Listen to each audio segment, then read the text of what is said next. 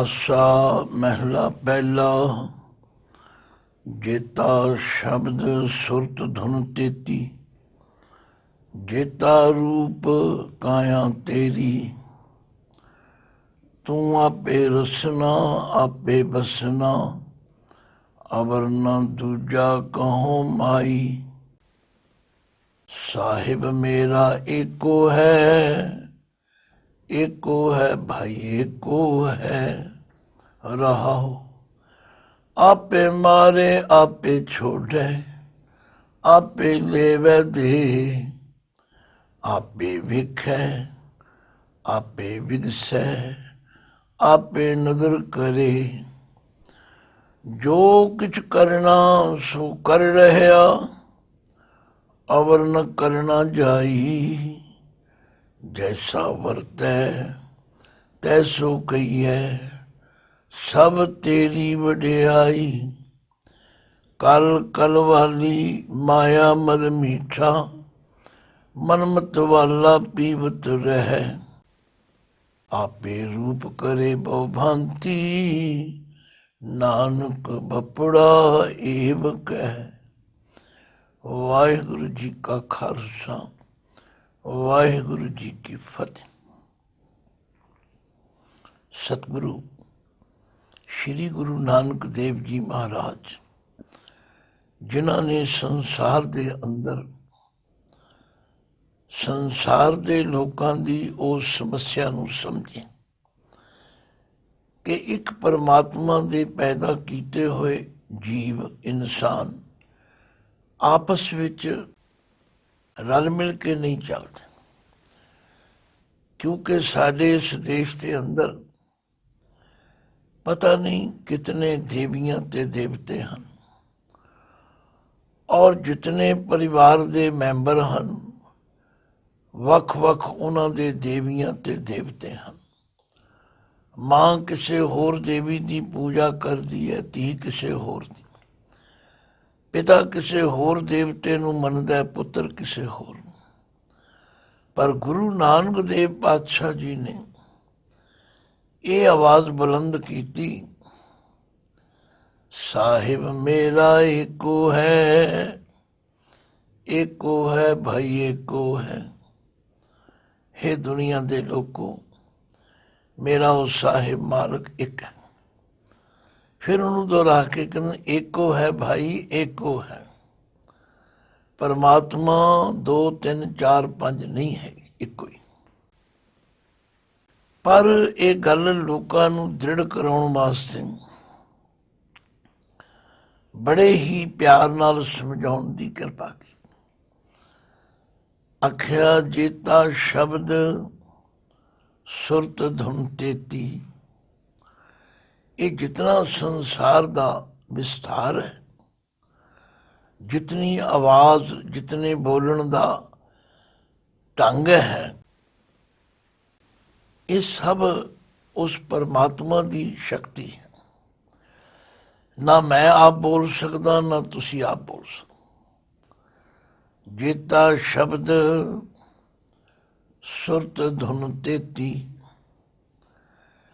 धुन का मतलब है सारी तेरी ही जीवन राह। ये जीव जो कुछ बोलते हैं, जे गुरु महाराज के आशे नूं समझा जाए। पातशाह ते कहते ने जो बोलत है मृग मीन पंखेरू, बिन हर बोलत है नहीं होर। इन्हां सारियां विच वो परमात्मा ही बोल रहे। गल बड़ी डूंगी है, पर जिन्हां लोगों के मनां विच वितकरे पए हुए ने, जिन्हां ने वर्ण वंड पैदा की है, जिन्हां ने खतरी ब्राह्मण शूद्र वैश्य दीआं दीवारां खड़ियां कीतियां ने, उन्हां नूं ये गल छेती कीतियां समझ नहीं आउंदी। पर गुरु नानक सच्चे पातशाह ने अपने जीवन के अंदर दुनिया के कोने कोने में जाके, असीं ध्यान नहीं मारते, विचार नहीं करते। देखो उन्हां दिनां विच जदों कोई महाराज दे कोल आवाजाई का साधन नहीं, जंगल बियाबाना दे रस्तियां तो चलते हुए पैदल चल के किथे किथे पहुंचे हैं।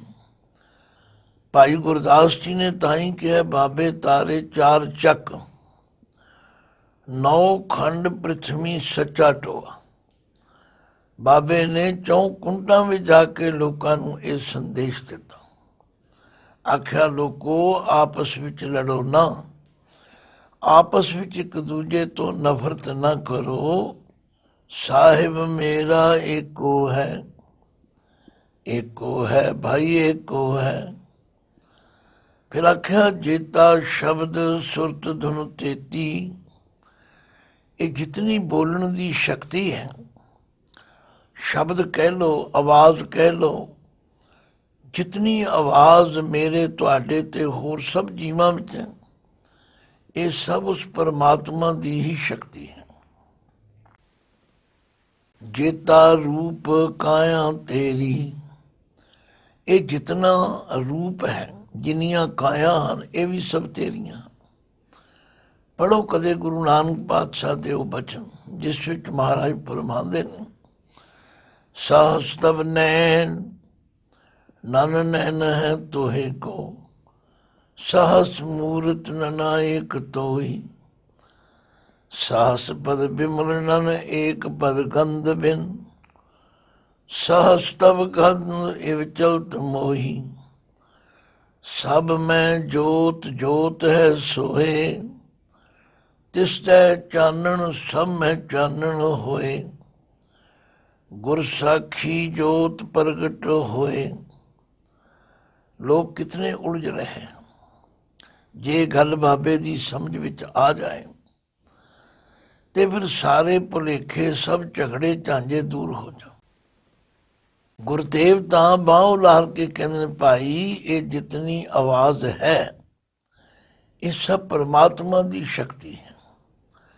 ਜੇ ਉਹਦੀ ਜੋਤ ਸਾਡੇ ਵਿੱਚ ਮੌਜੂਦ ਹੈ ਤੇ ਅਸੀਂ ਬੋਲ ਰਹੇ ਹਾਂ।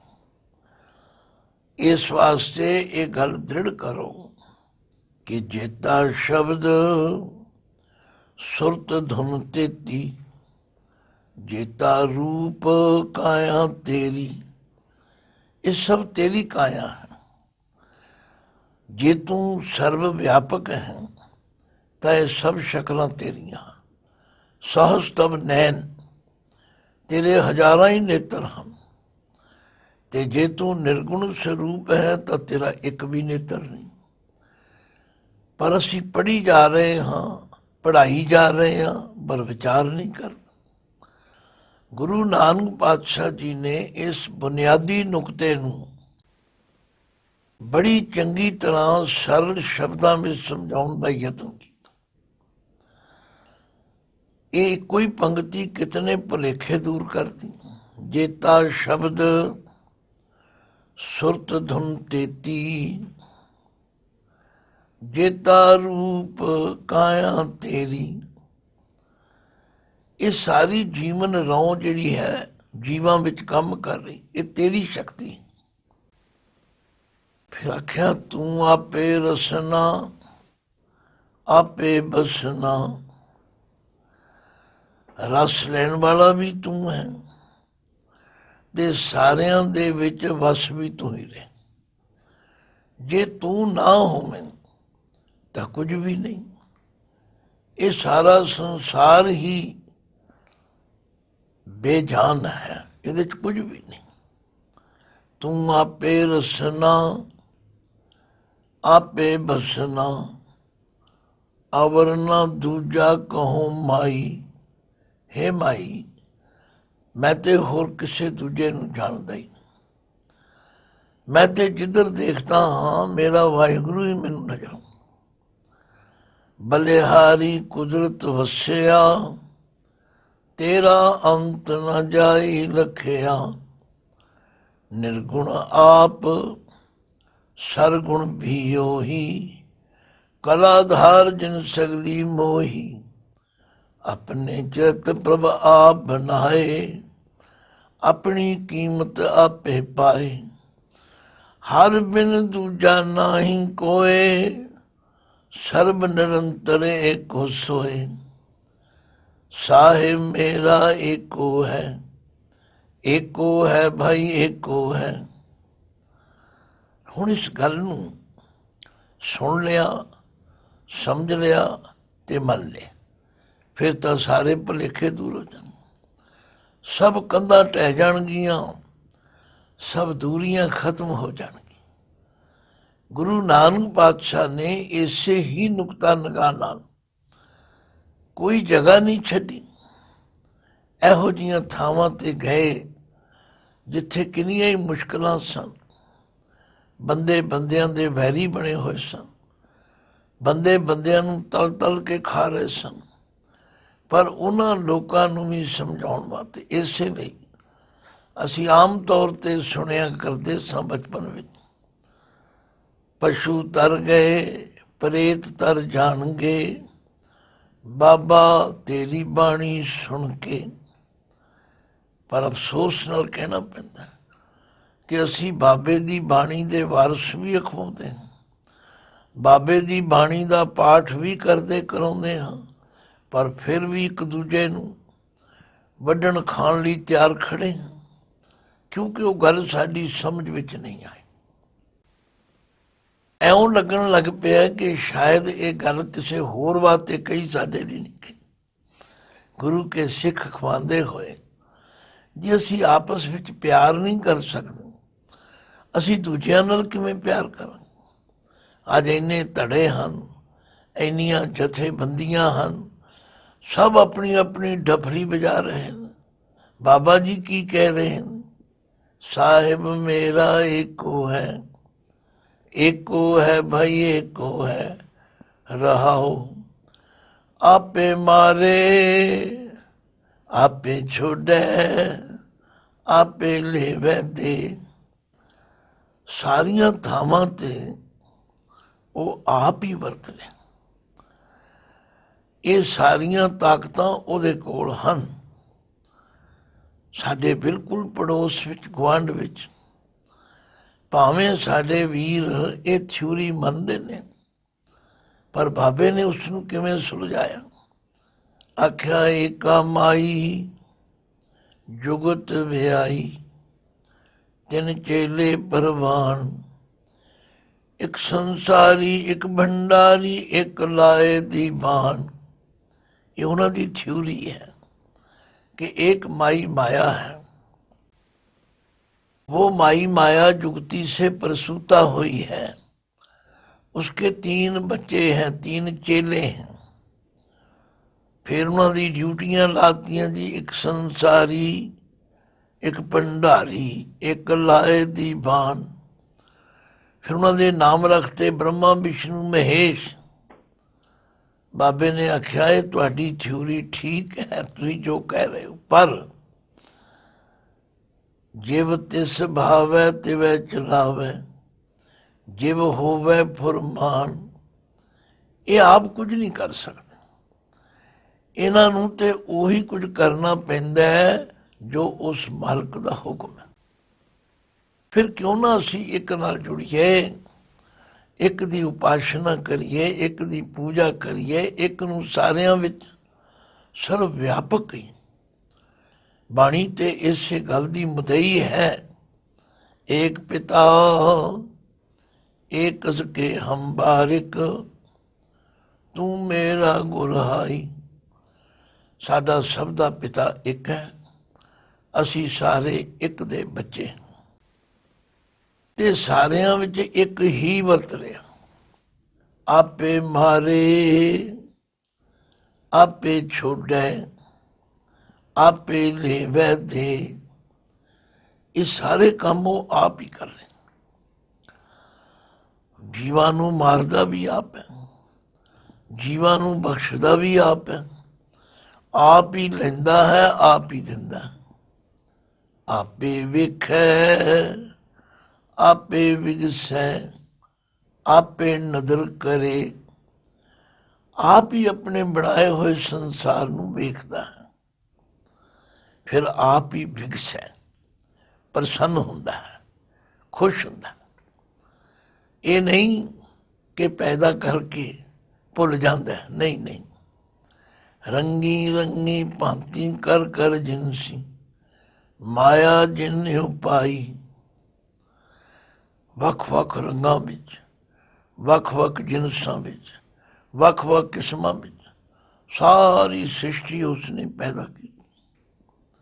ਆਪੇ ਮਾਰੇ ਆਪੇ ਛੋੜੈ, ਆਪੇ ਲੇਵੈ ਦੇ, ਆਪੇ ਵੇਖੈ ਆਪੇ ਵਿਗਸੈ, ਆਪੇ ਨਜ਼ਰ ਕਰੇ। ਆਪ ਹੀ ਉਹ ਆਪਣੀ ਮਿਹਰ ਦੀ ਨਜ਼ਰ ਕਰਦਾ, ਪਰ ਸਭ ਦੇ ਵਿੱਚ ਵਰਤਦਾ ਹੋਇਆ ਜੋ ਕੁਝ ਕਰਨਾ ਸੋ ਕਰ ਰਿਹਾ, ਅਵਰ ਨ ਕਰਨਾ ਜਾਈ। ਜੋ ਉਸ ਮਾਲਕ ਨੇ ਕਰਨਾ ਹੈ ਉਹ ਕਰ ਰਿਹਾ। ਬਲਿਹਾਰੀ ਕੁਦਰਤ ਵਸਿਆ, ਤੇਰਾ ਅੰਤ ਨ ਜਾਈ ਲਖਿਆ। ਹੋਰ ਕੋਈ ਕਿਹਾ ਹੀ ਨਹੀਂ ਜਾ ਸਕਦਾ, ਹੋਰ ਕਿਸੇ ਦੇ ਕੀਤਿਆਂ ਕੁਝ ਹੋ ਹੀ ਨਹੀਂ ਸਕਦਾ। ਸਾਰੀ ਗੁਰਬਾਣੀ ਪੁਕਾਰ ਪੁਕਾਰ ਕੇ ਕਹਿ ਰਹੀ, ਹੁਕਮੈ ਅੰਦਰ ਸਭ ਕੋ, ਬਾਹਰ ਹੁਕਮ ਨ ਕੋਏ। ਨਾਨਕ ਹੁਕਮੈ ਜੇ ਬੁਝੈ, ਤਾਂ ਹੋ ਮੈਂ ਕਹਿ ਨ ਕੋਏ। ਅਸੀਂ ਤਰ੍ਹਾਂ ਤਰ੍ਹਾਂ ਦੀਆਂ ਹੁਜਤਾਂ ਕਰਦੇ। ਅੱਛਾ ਜੀ, ਇਹ ਜਿਹੜਾ ਗਲਤ ਕੰਮ ਹੋ ਰਿਹਾ ਇਹ ਵੀ ਉਹਦੇ ਹੁਕਮ ਵਿੱਚ ਹੋ ਰਿਹਾ। ਸਮਝਣ ਦੀ ਕਦੇ ਵੀ ਯਤਨ ਨਹੀਂ ਕੀਤਾ। ਜੇ ਸਮਝਣ ਦਾ ਯਤਨ ਕਰੀਏ ਤੇ ਆਪਣੀ ਹਉਮੈ ਦਈਏ ਤਿਆਗ। ਤੇ ਪਾਤਸ਼ਾਹ ਨੇ ਕਿਹਾ, ਕਈ ਲੋਕ ਪੁੱਛਦੇ ਨੇ ਹੁਕਮ ਕੀ ਹੈ, ਹੁਕਮੀ ਕੀ ਹੈ? ਆਓ ਮੈਂ ਤੁਹਾਨੂੰ ਸਮਝਾਵਾਂ। ਹੁਕਮੀ ਹੋਮਨ ਆਕਾਰ, ਹੁਕਮ ਨ ਕਹਿਆ ਜਾਈ। ਹੁਕਮੀ ਹੋਵਣ ਜੀ, ਹੁਕਮ ਮਿਲੇ ਵਡਿਆਈ। ਹੁਕਮੀ ਉਤਮ ਨੀਚ, ਹੁਕਮ ਲਿਖ ਦੁਖ ਸੁਖ ਪਾਈ ਹੈ। ਇਕ ਨਾ ਹੁਕਮੀ ਬਖਸ਼ੀਸ਼, ਇੱਕ ਹੁਕਮੀ ਸਦਾ ਭਵਾਈ ਹੈ। ਆਖਿਆ ਇਹ ਹੁਕਮ ਦੀ ਵਿਆਖਿਆ, ਜੋ ਕੁਝ ਕਰਨਾ ਸੋ ਕਰ ਰਿਹਾ, ਅਵਰ ਨ ਕਰਨਾ ਜਾਈ। ਜੈਸਾ ਵਰਤੈ ਤੈਸੋ ਕਹੀਐ, ਸਭ ਤੇਰੀ ਵਡਿਆਈ। ਜਿਹੋ ਜਿਹਾ ਤੂੰ ਕਿਸੇ ਵਿੱਚ ਵਰਤਦਾ ਬੈਠਦਾ, ਉਹੋ ਜਿਹਾ ਹੀ ਕਿਹਾ ਜਾਂਦਾ ਹੈ। ਪੜ੍ਹੋ ਜਾਪ ਸਾਹਿਬ, ਗੁਰੂ ਗੋਬਿੰਦ ਸਿੰਘ ਕਲਗੀਧਰ ਪਾਤਸ਼ਾਹ ਨੇ ਉਸ ਵਾਹਿਗੁਰੂ ਦਾ ਸਰੂਪ ਜੋ ਨਿਰੂਪਣ ਕੀਤਾ, ਕਮਾਲ ਕਰ ਦਿੱਤਾ। ਕਿ ਜ਼ਾਹਰ ਜ਼ਹੂਰ ਹੈ, ਕਿ ਹਾਜ਼ਰ ਹਜ਼ੂਰ ਹੈ। ਹਮੇਂ ਸੁਰ ਸਲਾਮ ਹੈ, ਕਿ ਸਾਹਿਬ ਕਲਾਮ ਹੈ। ਆਖਿਆ ਉਹ ਮੇਰਾ ਮਾਲਕ ਕਿਧਰੇ ਦੂਰ ਨਹੀਂ ਬੈਠਾ, ਜ਼ਾਹਰ ਜ਼ਹੂਰ ਹੈ, ਹਾਜ਼ਰ ਹਜ਼ੂਰ ਹੈ, ਔਰ ਸਾਰੇ ਕੰਮਾਂ ਵਿੱਚ ਆਪ ਵਰਤ ਰਿਹਾ, ਔਰ ਆਰੰਭ ਵਿੱਚ ਹੀ ਇਸ ਦਾ ਨਿਬੇੜਾ ਕਰ ਦਿੱਤਾ। ਆਖਿਆ ਚੱਕਰ ਚਹਿਨ ਅਰ ਬਰਨ ਜ਼ਾਤ ਅਰ ਪਾਤ ਨੈਣ ਜੇ। रूप रंग अर रेख भेख को कह न सकत के। अचल मूर्त अनुभव प्रकाश अमित तोज कहिजै। कोट इंद्र इंद्रान शाह शाहन गणिजै। त्रिभुवन महीप सुर नर असुर नेत नेत बंतन कहत। तब सर्वनाम कथय कमन कर्म नाम भरनत सुमत। जो कुछ करना सो कर रहा अवर न करना जाई। जैसा वरतै तैसो कहिए सब तेरी वडियाई। आख्या जिथे बैठ के जो कुछ तू कर रहे ਉਹੀ ਕਿਹਾ ਜਾ ਰਿਹਾ। ਕਿਧਰੇ ਉਹਨੂੰ ਕਿਰਪਾਲੇ ਕਿਹਾ ਤੇ ਕਿਧਰੇ ਦਿਆਲੇ ਕਿਹਾ, ਕਿਧਰੇ ਨਿਰਨਾਮੇ ਕਿਹਾ ਤੇ ਕਿਧਰੇ ਨਿਰਕਾਮੇ ਕਿਹਾ। ਗੱਲ ਕੀ ਜਿਹੋ ਜਿਹੇ ਰੂਪ ਜਿੱਥੇ ਤੂੰ ਬੈਠ ਕੇ ਵਰਤ ਰਹੇ, ਜੈਸਾ ਵਰਤੈ ਤੈਸੋ ਕਹੀਏ सब तेरी वडियाई। इस सब तेरी ही चर्चा हो रही, अब तेरी सिर्फ सलाह हो रही। ਜਿਸ ਰੂਪ ਵਿੱਚ ਵੀ ਜਿੱਥੇ ਬੈਠਾ ਤੂੰ ਜੋ ਕਰ ਰਿਹਾ ਹਾਂ ਉਹ ਜਿਹੇ ਸਰੂਪ ਵਿੱਚ ਤੈਨੂੰ ਕਿਹਾ ਜਾ ਸਕਦਾ। ਭਗਤ ਕਬੀਰ ਜੀ ਨੇ ਇਹਨੂੰ ਆਪਣੇ ਢੰਗ ਨਾਲ ਨਿਬੇੜਿਆ। ਆਖਿਆ, ਹੈ ਦੁਨੀਆ ਦੇ ਲੋਕੋ, ਭਰਮ ਦਾ ਸ਼ਿਕਾਰ ਨਾ ਹੋਵੋ। ਉਹ ਮੇਰਾ ਪਰਮਾਤਮਾ, ਉਹ ਜੋ ਅੱਲਾ ਹੈ, ਅਵਲ ਅੱਲਾ ਨੂਰ ਉਪਾਇਆ, ਕੁਦਰਤ ਕੇ ਸਭ ਬੰਦੇ, ਏਕ ਨੂਰ ਤੇ ਸਭ ਜਗ ਉਪਜਿਆ, ਕੌਣ ਭਲੇ ਕੋ ਮੰਦੇ। ਲੋਗਾ ਭਰਮ ਨ ਭੂਲੋ ਭਾਈ, ਖਾਲਕ ਖਲਕ ਖਲਕ ਮੈਂ ਖਾਲਕ, ਪੂਰ ਰਹੋ ਸਭ ਠਾਈ।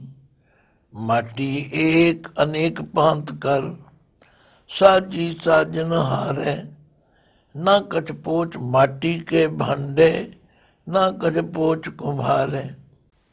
साहिब मेरा एको है भाई एको है। कितनी सरलता दे नाल साडे भरम भुलेखे ते वखरेवें दूर कीते। पर अफसोस इतनी पवित्र ते महान उच्च बाणी नूं असी ना समझ सके ना समझा सके।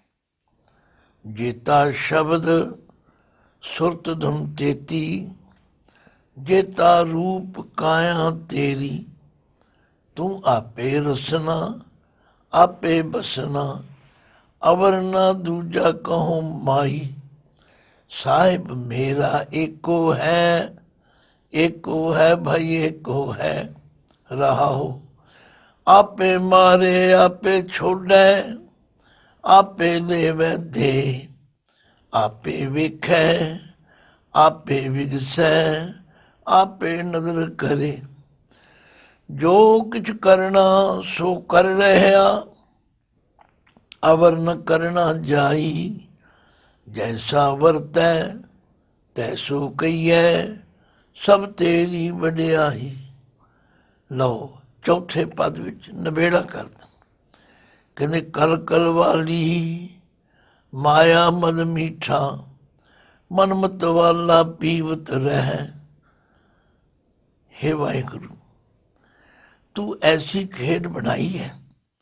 ये जिहड़ा कलयुग का सुभाव है, कल वाली शराब वेचण वाली कलालन नूं कहा। जिहड़ा शराब कढ़दा है ਉਹਨੂੰ कलाल कहते हैं, ते ਉਹਦੀ घरवाली ਨੂੰ कलालन कहते हैं, कलवाली भी कहते हैं। ते ਜਿਹੜੇ लोग पीण ਦੇ आदि ने ਉਹ अपना जाके एक अदा पैग लैके पी लेंदे। कहते कलयुग का सुभाव है। कलवाली शराब पिलाउण वाली, माया मद मीठा। ये जिहड़ा माया का नशा है ये बड़ा मिठा। बस ਇਹਦੇ ਵਿੱਚ जीव जन्म तो लैके मरण तक लगा होया। मनमत वाला पीवत रह। ये मस्त होया पींदा ने। पींदा मुड़ के वेखदा ही नहीं किन्नी पीनी ते किन्नी नहीं पीनी। सानू गुरुआं ने महापुरखां ने ये नहीं आख्या संसार छड़ दो, पर आख्या जागते रहो। इन्ने मस्त ना होवो, इन्ने खचत ना होवो कि तुहानू अपने जीवन का असला भुल ही जाए। कल कल वाली माया मद मीठा, मनमत वाला पीवत रह। आपे रूप करे बहु भांति, नानक बपुड़ा एव कह।